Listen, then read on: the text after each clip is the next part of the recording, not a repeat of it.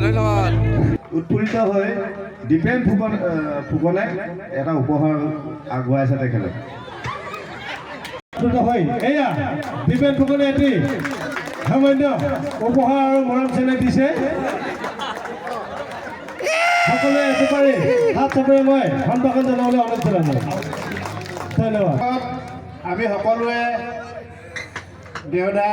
মধ্য দেউতাই গড়খীয়া ৰাইজক এটা আশীৰ্বাদ দিব বিচাৰিছোঁ সকলোৱে মুখেৰে সহযোগ কৰিব মই ধ্বনিটো দি যাম আপোনালোকে জিন্দাবাদ বুলি ক'ব